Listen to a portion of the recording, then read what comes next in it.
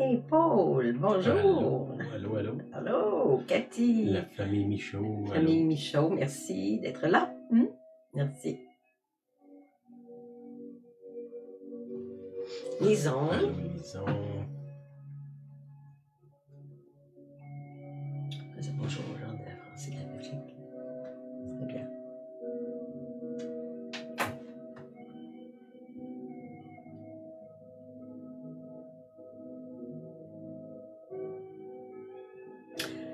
Allô, François. Allô, François, ça va?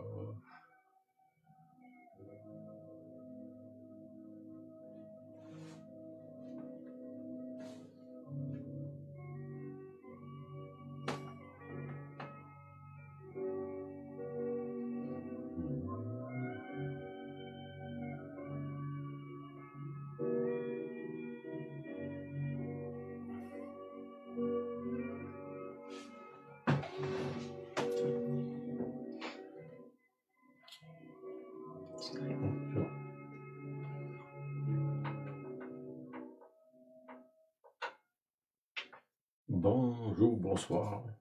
Bonsoir tout le monde. Marjolaine, Richard, merci. Bon, on est de retour. On est en France. Si vous avez vu les vidéos que j'ai faites avec Mathieu, deux bons messages, des bonnes choses qu'il a partagées. On est allé aussi en Belgique. Il y a plusieurs personnes de la Belgique qui nous écoutent normalement, c'est qu'on les salue. Les gens aussi de France qui nous écoutent, ben, on vous salue. Salut. C'est sûr qu'actuellement, il est genre minuit ou 1h du matin en France. Là. Les gens vont plutôt nous écouter demain peut-être ou cette semaine. On a eu du bon temps en France, des bonnes réunions. On a eu beaucoup de réunions. Combien de réunions? 14 réunions en 15 jours.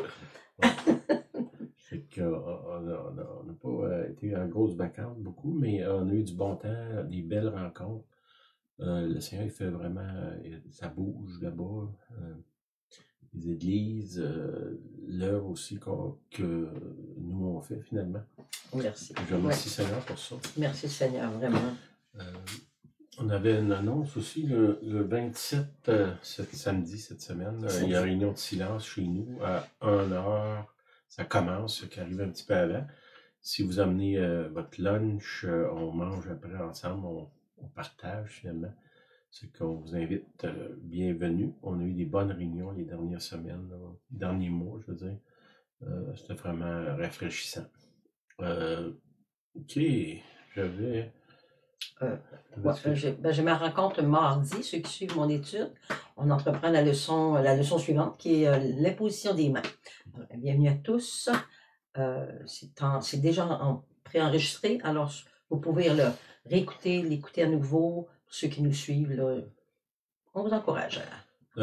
Oui, l'étude de Julienne, c'est construire sa maison spirituelle. C'est dans Facebook. Si vous fouillez, vous allez le trouver. Puis si vous communiquez avec nous, on peut vous ajouter dans ce groupe-là. Si vous êtes dans les groupes de maison avec des nouveaux, c'est une étude qui part de zéro, là, qui est Dieu, qui est l'homme, le sacrifice de Jésus, puis ça continue. Dans le fond, les fondements, hein, c'est construire votre maison. C'est comme une forme d'architecture de la vie chrétienne. C'est Julienne qui amène ça. Une fois 2 semaines, une partie de l'année. Puis après ça, l'été, on prend un relâche. Puis après ça, ça recommence à l'automne. Il y a déjà... T'es rendu à quelle leçon? La leçon 17, l'imposition des mains que j'entreprends dès mardi. C'est ça, c'est qu'il y a déjà 17 leçons si vous partez à 1. Ça peut peut-être être quelque chose de demander à des gens dans une réunion de maison d'écouter, puis après ça partager. Là. Des fois, on ne sait pas trop comment faire. Puis je veux relancer aussi, si vous êtes intéressé à faire des réunions dans votre maison, on est prêt à vous aider. Là. Il s'agit juste dans le fond, que vous ouvrez votre maison. Peut-être une pratique là, pour d'autres moments dans le futur. Là. Beaucoup de gens, même on est en France, qui pensent que l'Église va s'aligner plus vers les maisons là, pour différentes raisons. Ça n'empêche pas les églises, les grandes églises, là, annule pas l'autre. Là. Mais bon. OK. Je veux partager aujourd'hui. Le titre, c'est Retour à l'émerveillement. Hein? Puis c'est quelque chose que je pensais depuis quelques jours. Suite à des rencontres, des observations que j'ai faites. OK, je commence avec Romains 1, verset 20. Ça dit, en effet, les perfections invisibles de Dieu, sa puissance éternelle et sa divinité se voient comme à l'œil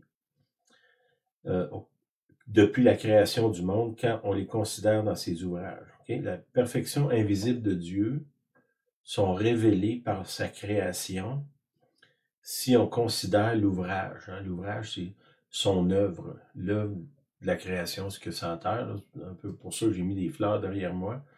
Si on commence à regarder autour de nous, juste nous regarder, je regarde mes mains, comment c'est incroyable que tout ce que je peux faire avec mes mains, tous mes 5 sens, fait partie de la création, puis c'est l'ouvrage de Dieu. Ça dit que les perfections invisibles de Dieu et sa puissance éternelle se voient comme à l'œil. Si on ouvre nos yeux, puis on regarde, on peut pas faire autrement qu'arriver à la conclusion qu'il y a un architecte derrière tout ce qu'on voit, la moindre petite parcelle de vie sur la terre, puis même toutes les réserves que Dieu a mis de côté pour nous, les richesses qu'il y a dans le sol, l'océan, tout ce qui est là, c'est de l'émerveillement. OK? Au Proverbe 20, 12, ça dit « L'oreille qui entend et l'œil qui voit, c'est l'Éternel qui les a fait l'un et l'autre. » Puis, suite à quelques rencontres que j'ai faites là, dans les dernières semaines, là, je me rends compte qu'on a perdu notre capacité à s'émerveiller. Puis là, on s'en va, il y avait encore de la neige ce matin, là, mais on s'en va vers le printemps, où est-ce que la vie reprend. Puis, dans le fond, aujourd'hui, je veux juste comme vous encourager à garder vos yeux ouverts. Dieu, c'est Dieu qui vous a créé vos yeux, vos oreilles. Si on est dehors, on est à l'extérieur, on entend les oiseaux chanter, le vent qui souffle, aussi toute la vie qu'il y a là, même durant l'hiver. Cet hiver, nous, on est à la campagne. On a des mangeoires d'oiseaux. Mm-hmm. Puis, il y avait plein d'oiseaux qui viennent, puis ça se tiraillait autour des mangeoires. De voir, dans le fond, la beauté de ça. C'est ce que, dans le fond, je veux vous encourager à faire. Peut-être à remarquer. Des fois, on dirait qu'on est tellement blasé ou déprimé ou découragé qu'on ne voit plus ce qu'il y a autour de nous. Des fois, c'est des personnes. Tu sais, Dieu a mis des gens autour de nous. Puis on dirait que des fois, on oublie qu'ils sont là. On oublie ce qu'ils ont fait. On oublie leur présence. Ils deviennent comme, j'ai envie de dire, des meubles. Des objets. Oui, des objets, c'est ça. Mais c'est des personnes.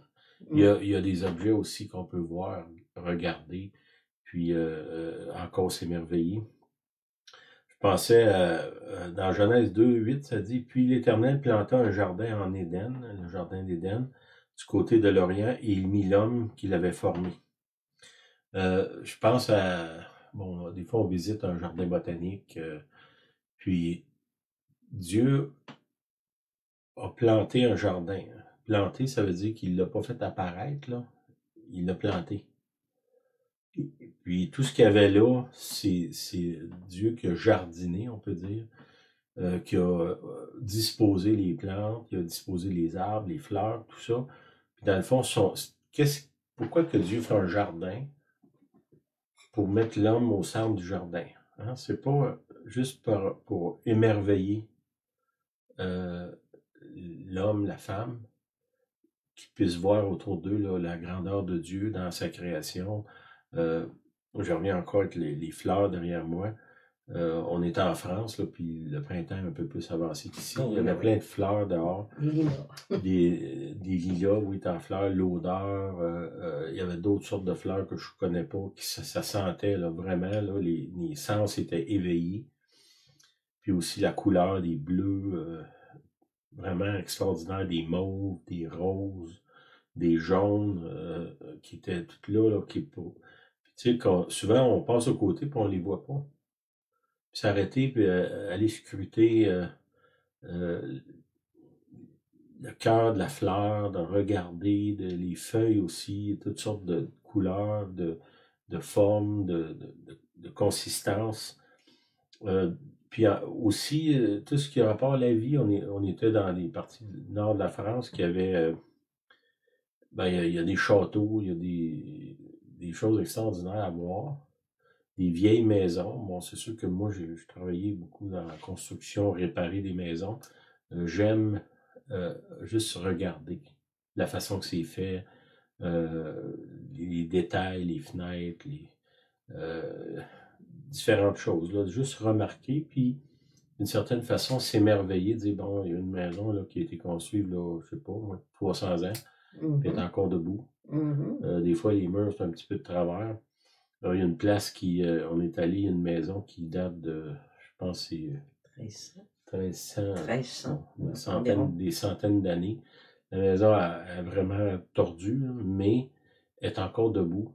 Puis de penser qu'il y a des gens qui ont travaillé là-dedans, puis il y a je sais pas, plusieurs générations qui ont habité là. Je sais pas, ça m'émerveille, juste de voir. Salut Yvon, salut Liliane, salut Denis. Denis, Nathalie aussi. Nathalie aussi. Puis de retourner à ça, l'autre chose que j'ai vue, c'est plusieurs personnes déprimées, découragées, puis même en dépression. Puis souvent, je pense que qu'est-ce qui nous fait glisser là, c'est qu'on perd notre habilité à regarder ce qui nous entoure, de chérir ce qu'on a, puis de s'émerveiller des choses qu'on n'a pas, mais qu'on peut regarder. Je ne sais pas, si vous aimez les automobiles, de voir, je ne sais pas, on a croisé des autos antiques pendant qu'on était en France. Le plaisir des yeux. Simplement voir ça, des autos là, je sais pas, des années 40, 50, là, sans nécessairement convoiter, mais simplement pour le plaisir des yeux. Puis, il y a comme, je sais pas, il y a une joie qui vient dans notre cœur quand on est capable d'ouvrir nos yeux, puis de voir ce qu'il y a là autour. Comme je vous dis, ça n'a pas besoin d'être quelque chose qui coûte cher, là, simplement aller, je sais pas, dans un parc, puis s'asseoir sur un banc, puis regarder autour les arbres.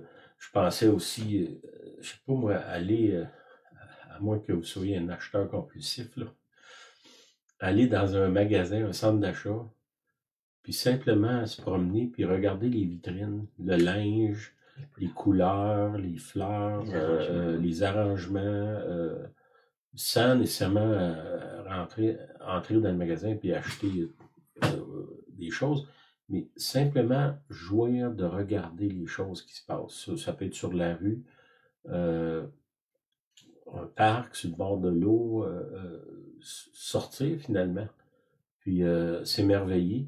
De plus en plus, les gens, la seule chose qu'ils regardent, c'est leur téléphone. Puis, bon, oui, je peux voir plein d'images, je peux me promener partout sur la planète dans mon téléphone, mais je pense pas qu'il y a encore des téléphones qui ont les odeurs, que tu sens le vent, tu sens la chaleur du soleil, marcher sur un côté de la rue où est-ce qu'il y a de l'ombre, puis soudainement traverser la rue, puis là on est au soleil, la chaleur qui vient sur nous. De l'autre côté, il fait très chaud, on n'est pas bien, on traverse, on est à l'ombre. Euh, de s'émerveiller de ça, c'est des petites choses, mais c'est ça qui fait que une personne, comment je dirais, est joyeuse, puis est grouillante de vie. C'est sa capacité encore à voir les choses simples de la vie. Tu sais, faites pas comme... Des fois, il y a des gens qu'on dirait que le seul moment de l'année où est-ce qu'ils ont l'impression qu'ils vivent, c'est s'ils vont en vacances, je sais pas moi, dans le sud ou une semaine, puis on dirait que le reste de l'année, ils sont dans une boîte grise ou beige qui n'a pas de couleur. Non, dans tous les événements de la vie, juste s'asseoir le matin, puis si vous prenez du café, l'odeur du café, le thé, on goûtait, on était là-bas, puis ben, Julienne a fait beaucoup de conserves aussi, là. Des confitures. Du fromage. Des fromages, oui, en France, des fromages. Les fromages. Le plaisir de goûter, de sentir, de voir, d'entendre, de toucher. Les 5 sens. Puis peut-être de prier. Ouais, c'est ça. Retrouver sa capacité à s'émerveiller. Puis, comme je vous dis, ça peut être des petites choses de la vie. Attendons pas d'avoir un arc-en-ciel qui arrive une fois par mois ou 2 mois, mais des petites choses de la vie, des sourires, aller, je sais pas moi, on est allé là-bas, puis il y avait un étalage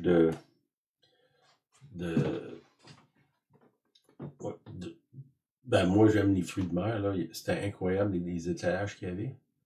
Mais de regarder ça, j'ai pas nécessairement envie de tout manger ce qu'il y a là, mais c'est juste de s'émerveiller de voir toute la diversité de ce qu'il y a là. C'est vraiment extraordinaire de voir ça. Je vais perdre ma caméra, mon message, je viens de le perdre, ça fait la deuxième fois que ça fait ça. Depuis 2 semaines. Fait que je vais aller avec ce qui est sur mon cœur. Il y a le Seigneur nous demande, dans le fond, tu sais, il y a un verset, Julien elle vient souvent sur ce verset-là, Seigneur, ouvre mes yeux pour que je vois. Et il y a quelque chose dans ça, d'être capable de voir. Peut-être vous avez perdu, puis François il dit retrouver, oui, peut-être parce que vous l'avez perdu. Être capable de voir ce que Dieu a fait. Ça dit dans le psaume je te rends grâce, Seigneur, parce que tu as fait de moi une créature si merveilleuse. Ouais, juste me regarder les gens qui m'entourent, puis de dire waouh. Là, il y a des Olympiques qui s'en viennent l'été. Bon, c'est pas mon truc, les Olympiques. Mais en même temps, de voir là, les exploits de ces gens-là, c'est extraordinaire. Puis aussi d'arriver à, comment je dirais, à regarder sans but. Dans le sens que trop souvent, surtout les Occidentaux, nous, là, en Amérique du Nord, tout ce qu'on fait, il faut qu'il y ait un objectif, il faut qu'il y ait un but, il faut faut que ça produise quelque chose. Tu sais, oui, c'est important, là, on veut produire, mais est-ce que je peux simplement juste m'émerveiller puis rien faire d'autre que utiliser mes sens pour me rendre compte de ce qui est autour de moi?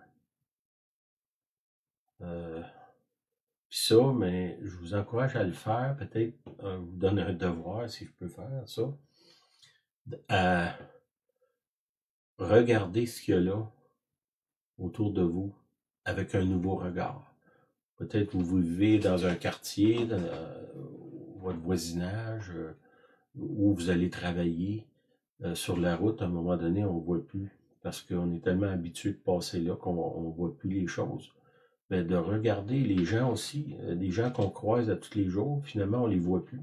Puis on les reconnaît. Oui, on sont là, mais est-ce qu'on est encore émerveillé si vous travaillez de voir vos collègues qui arrivent avec des idées, puis le temps de les écouter aussi, d'être attentif, de sortir dehors, puis d'aller simplement marcher peut-être, vous retrouvez un endroit, je ne sais pas, il y a des lieux qui sont, on pourrait dire, spéciaux. Je pense, un des lieux où j'aime aller, c'est dans la vieille ville de Québec. Puis, rien faire nécessairement autre que juste se promener puis regarder, sans but, mais simplement dans le but de s'émerveiller. De voir, je ne sais pas, une vitrine avec des choses qui sont là, qui sont exposées, sans nécessairement avoir la compulsion absolument d'acheter, mais juste de voir la beauté, puis de remercier Dieu pour ça, de rendre grâce à Dieu pour ce qui est là autour de moi. Je ne sais pas, vous avez un automobile, hein? Prenez le volant, puis regardez l'auto, puis remerciez Dieu. Amen. Vous avez un auto, il y a beaucoup de monde qui n'en ont pas. Peut-être si vous n'avez pas d'auto, un vélo, remerciez Dieu, regardez-le, la couleur, soyez attentifs à ces petites choses-là. De tous les jours, vous avez des livres. Merci Seigneur, parce que j'ai plein de livres. On a des vieilles collections de livres anciens. C'est beaucoup des romans des années 30-40. On est allé en vacances, puis une des choses qu'on voulait faire, c'est on a emmené des romans souvent pour des adolescents. Il n'y a pas rien de grand philosophique dans ces livres-là, mais le bonheur de lire un livre, de l'ouvrir, d'essayer de voir qu'est-ce qui se passe, c'est quoi la fin, c'est quoi le dénouement, de s'émerveiller, de lire la Bible, peut-être de racheter une nouvelle Bible. Si vous avez, il y a des gens là, qui marquent leur Bible partout. Puis à un moment donné, on voit plus le texte, on voit juste qu'est-ce qu'on a marqué. Puis on est empêché de voir les autres choses que Dieu veut nous dire parce qu'on est pris dans notre ancienne lecture, je vais dire. Là. Ça, c'est des choses de sortir, d'aller voir, d'explorer, peut-être, cette année, bon, on sait que les finances, c'est plus compliqué. Il y a beaucoup de gens qui ne pourront pas aller en vacances. Mais est-ce que je peux aller sur la rue? Il y a une exposition ici, ils appellent ça Village fleuri. C'est dans les villages, les gens ils mettent des fleurs sur leur balcon, dans leur cour. Même des fois, c'est le village lui-même. Il y a des jardinières partout dans le village. Ça ne coûte rien. Puis, de voir les couleurs. La beauté de ça. Je ne sais pas si là, l'hiver est fini, mais aller patiner. Il y en a qui aiment faire du ski. Faire du ski, mais pas un marathon, là, dans le sens je regarde juste la piste, puis ma montre qui me dit mon pouls, là, mais de regarder la nature, les oiseaux, les pigeons, si vous êtes à Montréal, hein, des fois on voit les pigeons un peu comme si c'était de la vermine, là, mais je me souviens dans mon enfance, il y avait un parc en avant de l'ancien forum, puis il y avait une dame qui était là qui donnait à manger aux pigeons, c'était des, je ne sais pas quoi, là, du popcorn, je ne sais pas quoi. Ben, il y avait un paquet de pigeons autour d'elle, sur sa tête, sur ses épaules. Bon, ça ne coûte rien, là. Ici, cette semaine, on n'était pas là. Paul, justement, qui est là, a nous envoyé une photo il y avait une dinde, juste une dinde sauvage, au coin de la galerie chez nous. Dernièrement, il y avait un paquet de chevreuils aussi qui étaient là. Hier, j'ai vu une moufette. On a le choix, hein? On a le choix. L'autre semaine, c'était des ratons laveurs. Excusez. Je ne sais pas si vous savez là, ce que je veux dire. Puis, dans le fond, cet émerveillement-là, beaucoup de gens l'ont perdu. Pour toutes sortes de raisons. Puis, mon exhortation pour vous aujourd'hui, c'est de simplement peut-être retrouver vos 5 sens, le toucher. Je ne sais pas moi, toucher à de l'écorce d'un arbre, des pierres, quoi que ce soit, sentir les odeurs à l'extérieur. Aujourd'hui, ici, ça sentait, il étendait du fumier autour de chez nous. Alors l'odeur. Bon, c'est pas la meilleure odeur au monde, mais ça parle on vit à la campagne. C'est une des odeurs qu'on a quelquefois dans l'année, là. Ben, peut-être de remercier Dieu pour ça. Ils ont dû fumier finalement pour faire pousser la nourriture des animaux. C'est des choses banales, mais en même temps, c'est là. Combien de fois on oublie ça? C'est quand la dernière fois, si vous êtes marié, ou vous avez une copine ou un copain, que vous vous êtes émerveillé à regarder votre conjoint, votre conjointe, vos enfants? C'est de vraiment prendre le temps de regarder, de sentir, de toucher, de goûter si c'est possible, d'avoir cet émerveillement-là. Je pensais une parole que j'ai donnée à quelqu'un, comme ici, bon, comme je vous dis, on est à la campagne, on voit dehors, on voit les oiseaux, on voit. Ben, le matin, j'aime être assis là, avec un café, puis juste prendre le temps de regarder à l'extérieur. Ça change, l'hiver, c'est de la neige, des fois c'est une tempête, des fois c'est de la pluie. Le matin, le soleil se lève, ça pénètre dans la maison. Ces choses-là. Puis, je pense qu'on doit être là, puis c'est une des façons, puis le verset que je vous ai donné dans Romains, c'est que le Seigneur dit, tu vas reconnaître Dieu si tu prends le temps de regarder ce qu'il a fait. Tu peux pas arriver à autre conclusion que c'est certain que c'est Dieu qui a fait ça. Les moindres petites choses, les oiseaux, les poissons, les animaux, juste nous-mêmes. Comme je vous dis, regardez vos mains, comment c'est incroyable. Tout. Moi, j'ai les gros doigts, là, puis je suis capable d'enfiler une aiguille. C'est extraordinaire. Julienne, elle a sa chaîne qu'elle a dans le cou, il y a un nœud dedans. Ben, c'est moi, mes gros doigts, qui défait le petit nœud. C'est extraordinaire que Dieu m'a donné cette capacité-là d'utiliser mes mains, pas juste à moi, mais à chacun de nous. Est-ce qu'on est encore émerveillé de ça ou on ne le voit plus? Puis, dans le fond, c'est des choses simples. Les gens qu'on rencontre. Hein, le Dieu nous permet, je sais pas, de rencontrer les voisins. Nous, on est bénis, on rencontre des gens dans différents pays, de différentes nationalités, qui viennent de différents âges, différents arrière-plans. Puis quand on prend le temps de s'intéresser à ces gens-là, puis qu'on entend leur histoire, il y a des gens qui ont une histoire de vie extraordinaire. Mais est-ce qu'on prend le temps de les écouter? Tu sais, mon sens de l'ouïe, d'entendre, ma capacité d'entendre, hein? Est-ce que j'entends encore quand les autres parlent? Des fois, Julienne, elle me parle, puis j'entends pas. Ou ben non, j'écoute pas. Mais est-ce que je peux revenir à ça, à l'écoute, d'être sensible, comme je vous dis, d'aller vers des gens que je connais pas, puis de m'émerveiller de connaître leur histoire, finalement. Pas dans le sens de m'immiscer dans la vie des autres, là, mais dans le sens il y a des gens qui ont quelque chose à dire. Si nous, on prend le temps de les écouter, on va être enrichi de ça. Amen. Puis comme je vous dis, on voyage beaucoup, on rencontre toutes sortes de monde.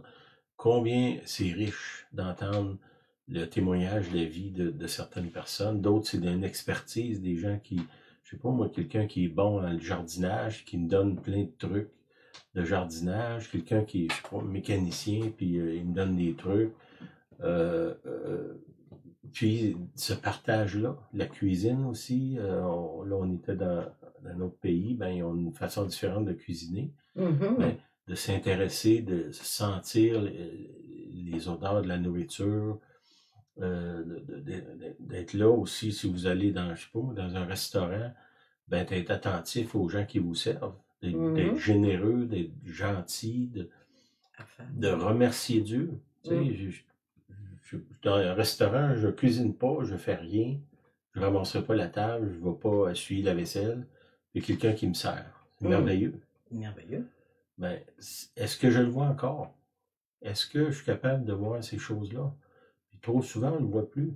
Vous marchez sur la rue, soyez attentifs, il y a du monde, il y a des chats qui passent. De voir ça, des chats de toutes sortes de couleurs, des chiens aussi. Les animaux se promènent ici, il y a bon, des chevaux dehors. Est-ce que je le vois? Je passe puis je vois plus? Ou je vois encore? Puis si j'ai perdu ma capacité de voir, ben Seigneur, restaure. Donne-moi, Seigneur. Puis je vais terminer avec ça. Dans le fond, je ne prends pas beaucoup de temps aujourd'hui. Là, on est un peu encore jet lag de notre voyage. Comme je vous dis, on était vraiment bénis. Mais je veux prier pour que le Seigneur restaure notre capacité de s'émerveiller à partir de nos 5 sens. Puis que Dieu réveille ces sens-là, puis qu'on voit ce qui nous entoure, qu'on soit émerveillé encore. Comme je vous dis, j'ai nommé différentes choses, là, mais des petites choses du quotidien. On est allé chez un monsieur dans une ville en France qui vend du thé. Mais il y avait, je ne sais pas comment, 50, 60 sortes de thé différents, qui venaient de différentes places dans le monde. Puis c'est une vieille boutique, là, pas comment, de centaines d'années, là, mais une famille qui... Bon, en entrant dans cette boutique-là, il y a toutes sortes d'odeurs qui viennent nous chercher bon, c'est des choses, ça peut être un parfumeur, je sais pas moi, un vendeur de savon. Boulangerie, ouais. Ici, la boulangerie Saint-Méthode, c'est pas loin d'ici. Quand on passe dans le village, ça sent le pain. Tout le village. Hein? Je sais pas, juste passer en auto, puis il y a cette odeur-là du bon pain qui vient nous envahir. Puis où vous êtes, il y a ce genre de choses-là. Puis simplement remercier Dieu. Ça n'est une forme d'adoration. De voir ce que Dieu a créé, la création, Romains 1 encore, qu'on puisse revoir, puis remarquer, puis être restauré dans notre humanité d'une manière, puis dans notre capacité d'adorer le Seigneur. L'adoration, oui, il y a de l'adoration à l'Église, mais dans notre quotidien, d'être simplement reconnaissant de ce que Dieu nous permet. Des gens qui n'ont pas tout leur sens, qui ont perdu les capacités, puis sont moins capables. Si vous avez vos sens, ou si vous en avez perdu un, ben demandez au Seigneur qu'il ravive les autres sens. On entend souvent des témoignages, les gens, mettons, qui sont aveugles, ben leurs autres sens sont très aiguisés, l'odorat, l'ouïe, le toucher, sont capables de voir finalement autrement. C'est que nous, ben là, moi, mettons, les 5 sens sont fonctionnels, même si des fois, je suis un peu sourd, là. Ou des fois, je veux pas voir, ou je remarque plus. Je suis aveuglé par moi-même. On va prier pour ça. Seigneur, je te prie que tu nous donnes, Seigneur, à renouvelle nos sens, nos capacités de sentir, de voir, d'entendre, de toucher, de goûter aussi, Seigneur. Qu'on puisse être reconnaissant des petites choses du quotidien, quelles que soient ces choses-là, qu'on voit, qu'on touche, qu'on goûte, qu'on soit reconnaissant, qu'on te remercie pour ce qui est là. Puis je crois que quand on est reconnaissant, il y a quelque chose dans l'humain, puis même dans le Seigneur, qui fait que quand je suis reconnaissant, on dirait qu'il y a une partie du ciel qui s'ouvre. Les gens puis si vous lisez l'Ancien Testament, une des choses qui a amené des malédictions aux Juifs dans l'Ancien Testament, c'est qu'ils passaient une grande partie de leur temps à se plaindre. Puis c'est de simplement être reconnaissant de ce qui est là devant vous. Puis tu sais, essayez de voir ce que vous avez, puis de remercier pour ça. Puis peut-être que Dieu va, comment je dirais, va vous en donner plus si vous êtes moins chialeux. Râleux. Ouais. Râleur, comme dirait les Français. Ouais, c'est ça, râleur. Il y a quelque chose qui est là, Bon, oui, je vois Paul qui dit la lumière, oui, tout. Bon, Paul est artiste, c'est sûr que son regard sur la lumière est différent du mien, d'être beaucoup plus aiguisé. Mais de voir ça, le soir, les étoiles, les nuages, la pluie, je sais pas, quand il pleut, sortez dehors, puis il fait juste Admirer. jouir de la pluie. Je parlais avec des gens qui disaient qu'en Espagne, il y a une sécheresse énorme. Il y a plusieurs endroits qui il n'y a plus d'eau. Bon, nous, on peut dire que l'eau ne manque pas, là, mais de remercier pour ça. Merci. Le soleil, soyez reconnaissants.